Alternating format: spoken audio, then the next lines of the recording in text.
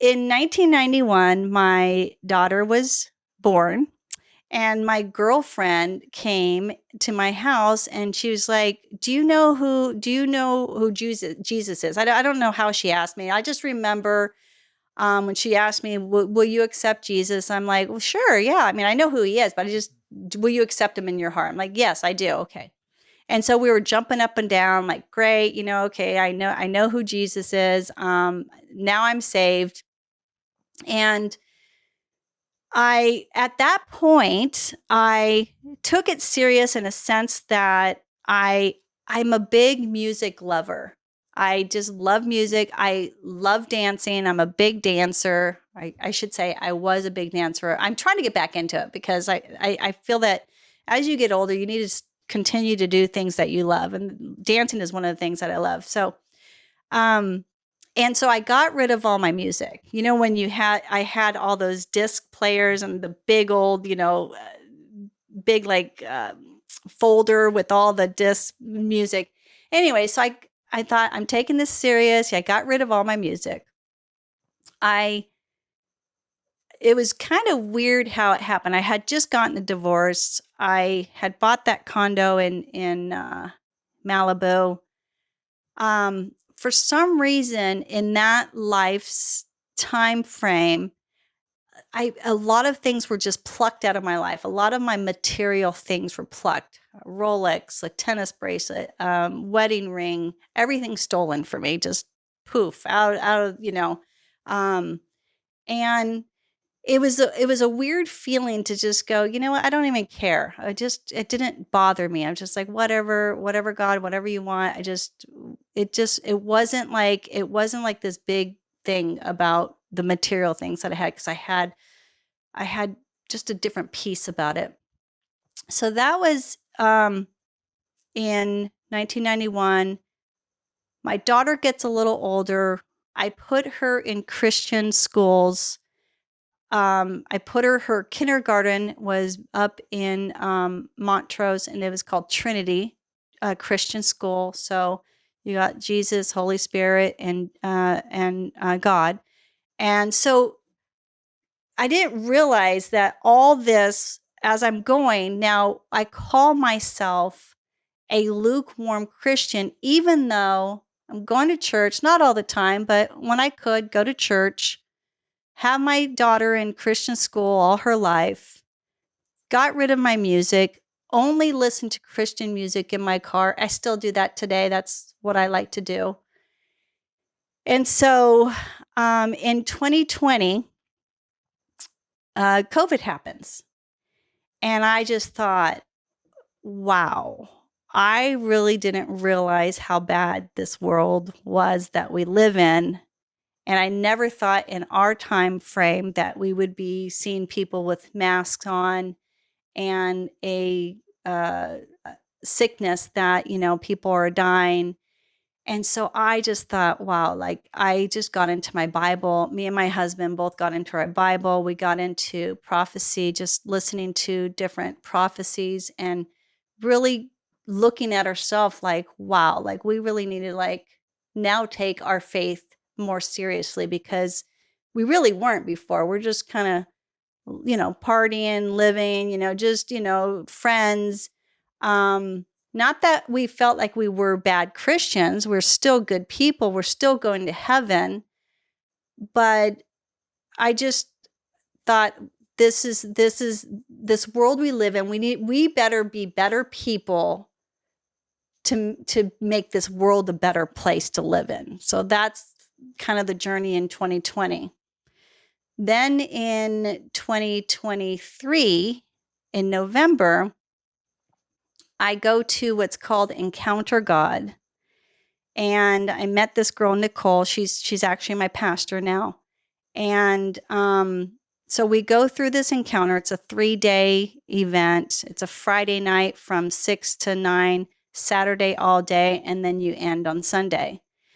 And what I learned with this encounter, even though that someone may be saved, they're not going to know all the different, even just because you're saved, you just don't know everything about, just because you are saved, you don't know what you don't know. And so what I learned through this encounter was she teaches, and she's been a pastor for 20 years, and she teaches about grace.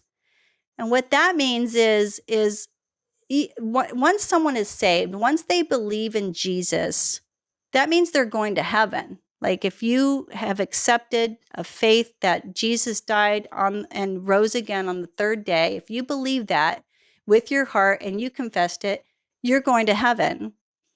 The difference is that we all sin. So we all may sin. We all, we all may have a drink of alcohol. We may lie to someone. So there's all sin. We're all sinners. The only one that's not a sinner is Jesus. But what grace does is that it doesn't mean that God's going to turn you away because you've sinned, because we all have sinned. So that was a big revelation for me that, because every day, if you just don't know that, then every day you're going to be praying for forgiveness of whatever you did. And that's still good to do. But this way, you're more confident in the Christian that you are. So that way now, instead of praying, always asking for forgiveness about yourself, now you could spend your prayer time and pray for others. You could pray for this world. You could pray for, our president. You could pray. You could continue to pray for others, opposed to thinking about poor me or why me or I sin, so I have to keep asking for forgiveness. He's already forgiven us by sending Jesus to die for us.